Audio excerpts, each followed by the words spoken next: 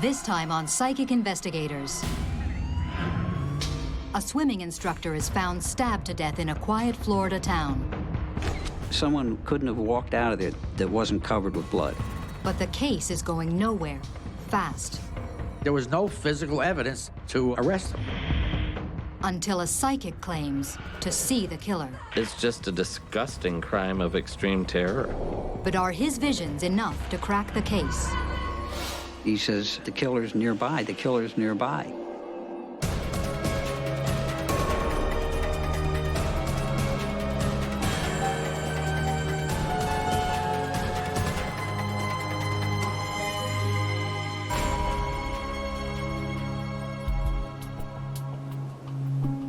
(1977), Boynton Beach, Florida, an hour north of Miami. A quiet coastal town where people escape the troubles of everyday life. Violent crime generally happens someplace else. It's August, and Mae Wentz, a part-time swimming instructor, has run into trouble with her neighbors. Mae, unmarried and living alone, has a habit of leaving her door open for her beloved German Shepherd, Duke. She would let her dog run loose, and it became a problem with the town. And neighbors complaining about dumping garbage cans and so forth. By August 5th, her neighbors are so fed up, they report the dog. Duke is caught and taken to the pound. Days go by, and neighbors expect to see Mae looking for her dog, but there's no sign of her. Duke has been left stranded. Finally, on Sunday, August 7th, a worried neighbor checks in and smells a strange odor coming from the bedroom and immediately calls the police.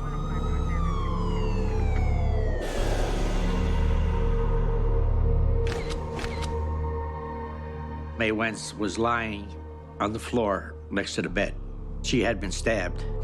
Sergeant John DiBattista was the first on the scene. There was a lot of blood all over the bedroom, on the walls, on the bed, on the floor. Lieutenant Ed Hillary is the lead investigator in the case. There were two pieces of a knife at the crime scene. One was the point of the knife, and then one was a broken part of the blade. We never found the handle. Aside from this, the killer has left little evidence. We were able to lift several latent fingerprints, but they were subsequently identified as belonging to Mae Wentz. From the state of decomposition, police determine how long Mae Wentz has been dead. We had a possible time span of when the crime occurred, and that was 2 to 3 days. But this only makes things harder for the police. It's the first 48 hours that are the most crucial in any murder investigation, and those hours are gone. Adding to the mystery, nothing in the house seems misplaced, ruling out robbery as a motive. And the autopsy later confirms that there was no sexual assault. Her only enemies, it seems, are feuding neighbors. We had no reports of cars leaving the area quickly or anything like that, so we had the feeling, with the blood all over the walls, someone couldn't have walked out of there that wasn't covered with blood. If they went any distance, possibly someone would see him. We figured it was somebody nearby. With little evidence, the detectives have their work cut out for them. The police contact Mae's family in New Jersey with the news. I was shocked. There were all kinds of questions running through your mind that, what could have happened? Who could have done this? The very concept that there might be someone out there randomly attacking women is always alarming to the community. Laura Belgrave covered the story for the local paper. I think the community felt fear and something of an anxiety for it to be solved. It was a woman brutally murdered in the kind of fashion that in particular scares all women. And because no one knew who the killer was, you have to worry, is there some crazy out there? Is this someone who could break into my house? She was just an everyday person. Over the next few days, the police learned more about the 41-year-old swimming instructor. Mae was a kind and gentle and quiet person. She had a lot to give to people. She was very active with her swimming lessons. I would go up maybe every few weeks, and we'd go out water skiing or just go down to the beach. It was good times. As the police dig deeper, the mystery widens. You ask 10 different people about Mae Wentz, and they'll give you 10 different answers. She didn't get along very well with neighbors. Not to the extent that, there was altercations or anything like that, but a lot of verbal stuff back and forth. They'd get a lead, and they'd say, this is it, we're gonna, and it would peter out. It was difficult. It could have been anybody. But two neighbors do stand out from the crowd. Brothers Darris and Jerry Mills both have a long history with local law enforcement. They live directly across the street from Mae Wentz. They had been involved with Boynton Beach Police Department on several different occasions. Drunken, disorderly, fighting, and things like that. With no other leads, police decide to check them out. Detective DiBattista conducts a voice stress analysis, a test similar to a lie detector. It measures psychophysiological stress responses in the human voice. The voice stress analysis that I performed on Jerry, I asked him several questions, and he showed deception, he showed stress on several of the controlled questions. And it was my opinion that he had knowledge of the homicide. As far as Darris Mills goes, he didn't show deception. Based on the interviews, Detective DiBattista suspects Jerry Mills knows more than he's saying, but his hands are tied. There was no physical evidence in which to arrest him. All you got was sort of a floating, well, that week I might have done this or I might have done that. I was drunk, I got in a fight. That's the kind of stuff you'd get from them, but nothing you could pin them down with as to where they were. Weeks go by, and the Mae Wentz case is slowly going cold. By a strange twist of fate, the National Enquirer is holding a psychic demonstration in Boynton Beach. The chief of police has been invited, but he tells Detective Ed Hillary to go in his place. I said, you gotta be kidding. I said, you want me to go see a spoon twister? He says, yeah, I want you to go up there for me because I promised him I'd be there.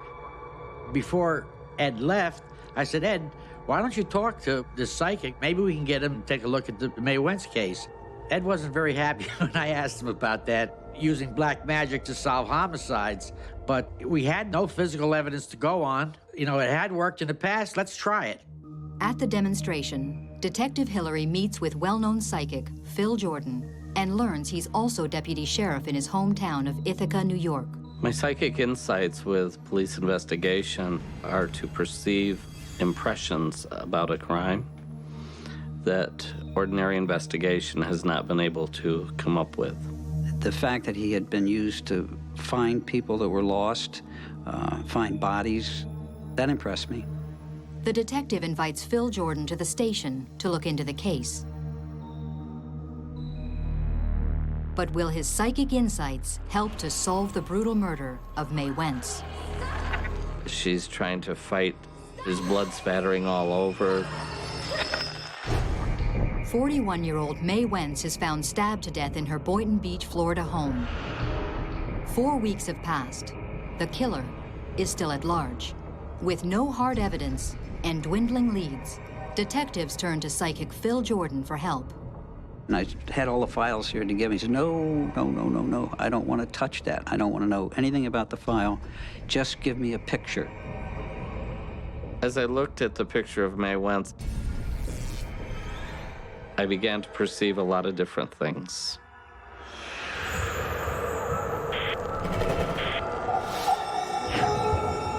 I felt her to be a very independent woman.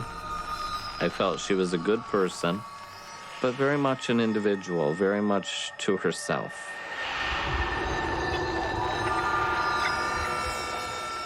I see that she's a twin. I see a pink house. I began to sense things about the murder itself.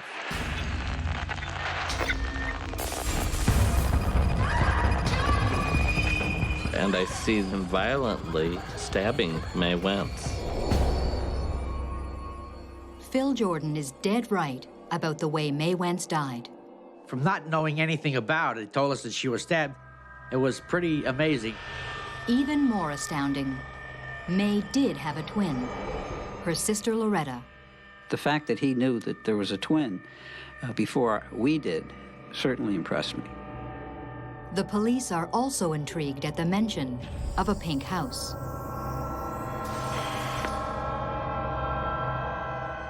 They took me to the scene of the crime.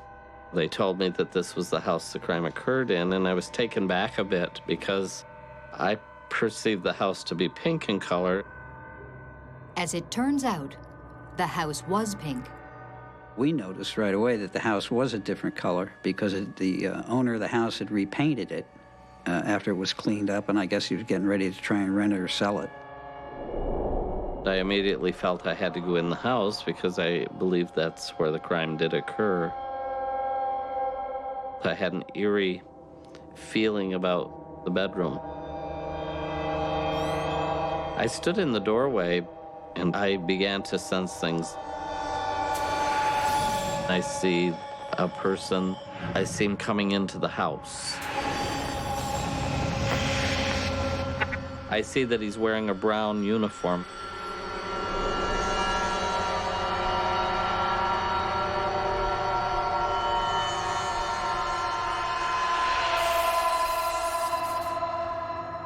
I see Mae Wentz.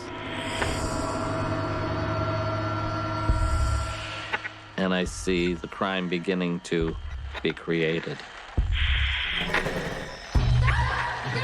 She's trying to fight. She was aware of who was doing it. And I see him stabbing her with a knife. Her body's being punctured with that knife. There's blood spattering all over. You actually feel the knife penetrating your own being where it penetrated her being. And then as the chaos continued, I realized that the tip of the knife was broken off. It hit a part of her body or a bone that broke the tip of the knife right off.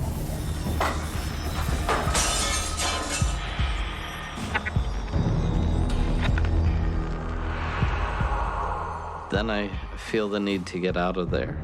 Something's drawing me to the outside. The person that committed this crime was close. Phil walked across the street and he stopped. It's almost like a suffocating feeling. A fear or paranoia overcomes you. He says, "My God, the killer's nearby, the killer's nearby." And he's looking right at the Mills brothers' house. That really got me. Now I'm becoming a believer because we never told him that the Mills residence was where we had suspects. It was kind of creepy. The psychic's revelations seem to confirm what the police already suspect, that one of the Mills brothers killed Mae Wentz. But where is the rest of the broken knife? I immediately asked myself, where would the handle of the knife be? The thing that kept coming to me was under a boat, under a boat. Where is the boat? The boat is where the perpetrator of the crime lives. John and I both looked in the backyard looking for this boat. But they find nothing. Phil Jordan returns to New York, leaving the police to figure out the meaning of the brown uniform and the boat. Driving back in the car, John and I were looking at each other and say, "This guy's on point with things. Let's tell the guys that we possibly should be looking for someone in a brown uniform, maybe a delivery guy, find out if we can develop any suspects in the area."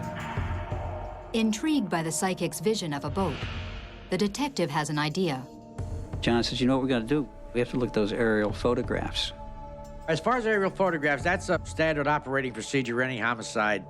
For the crime scene investigator to go up and take aerial photographs of the neighborhood. We went back to headquarters. First thing we did is we checked the photographs, and we found a boat. Phil Jordan was right. There was a boat at the Mills residence. Could this be where the murder weapon was thrown on the night of the crime? On the day the photographs were taken, that was just shortly after the event. When Phil came, there was no boat behind the house. It had been moved. Although the police now have evidence that there was a boat, they can't get a search warrant on the word of a psychic. We had no reason to go on the Mills property because, you know, he needed probable cause, and we had no probable cause. But now, there's another twist. Investigation brought to light that Darris Mills worked for a landscaping company that wore brown uniforms. Is this the brown uniform that Phil Jordan claimed to see? Prompted by the psychic's remarkable visions, Mae Wentz's neighbor, Darris Mills, is now the prime suspect. But without any concrete evidence, how can the police prove he is the killer? A small Florida town is gripped in fear when a swimming instructor is brutally murdered in her home. With the help of psychic Phil Jordan, police now have a prime suspect in their sights, but they can do nothing. In any murder investigation, you're going to have to be able to tie the victim and the perpetrator together. You got to have some physical evidence or eyewitness or something. It's very frustrating that you can't make an arrest. When you know deep down that somebody committed the crime. Sergeant DeBattista and I were particularly bummed out by this because we had a perfect record. It was a thing of pride also for us.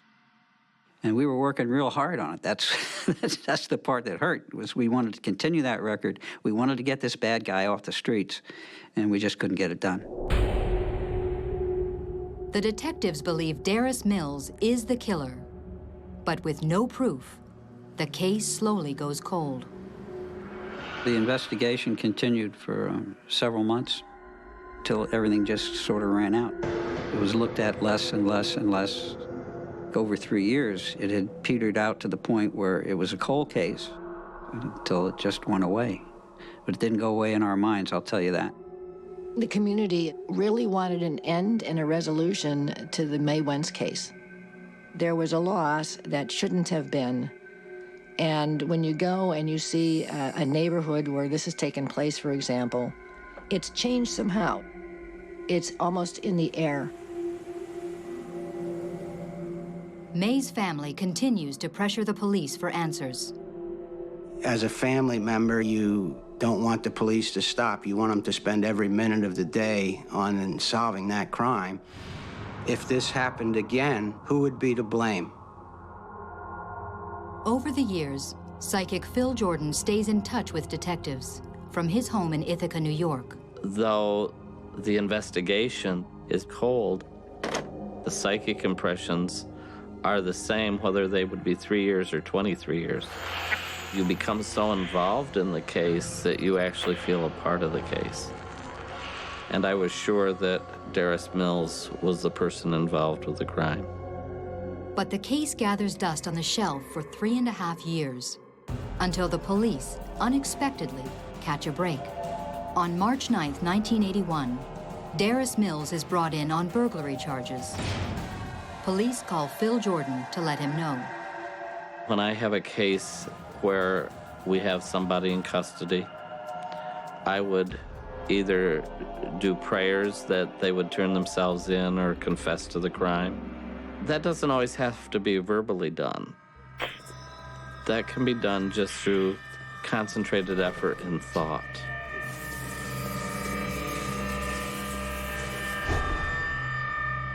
Darris was incarcerated in the county jail. In the middle of the night, he woke up screaming and hollering. The jailer went to him. He says, "I killed a woman in Boynton Beach." He says, "I killed her. I killed Mae Wentz." Darris Mills tells police that voices in his head urged him to confess to Mae Wentz's murder. On the night of August 3rd, 1977, Darris Mills says he went to Mae's house looking for sex. He claimed they had a one-night stand a few years earlier. Since she always left her door open for the dog, Darris had easy access to the house. He had a knife. He woke her up. They started to fight. Darris choked her and stabbed her until the knife broke. He then fled the house with the handle and threw it in his backyard.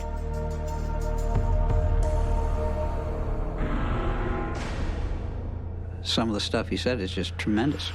No question about it. It was on point. The fact that the knife had been thrown by a boat, and the fact that he knew the gentleman had a brown uniform, he lived in the neighborhood close by. I mean, these weren't things that he was just kind of guessing at. Darris Mills is convicted on second-degree murder charges. He is later diagnosed with schizophrenia. But could the voices that prompted Darris Mills to confess be something else? For me, the power of prayer is one of the strongest energies and strongest powers in the world. And I like to believe that that does have strong significance. And I believe in this case it did. You almost have to believe in psychic power. You know, it really can't be denied. You know, I'm not going to rule anything out. Apparently it worked.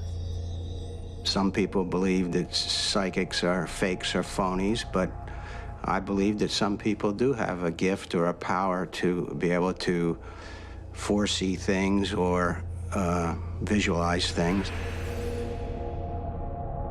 Whatever prompted Darris to confess, the killer is now behind bars. Nothing's worse for an investigator than to leave an open case. I was very relieved.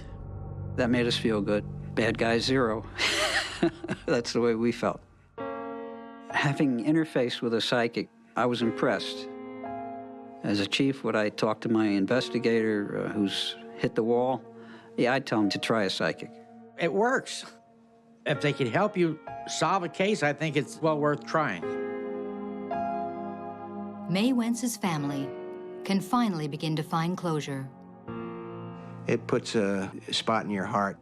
You've lost something that's not going to come back, but maybe the process of this being over with can begin. Grief stops our life. In a tragic death such as Mae Wentz, it's hard to continue from beyond that point, especially if there's unanswered questions.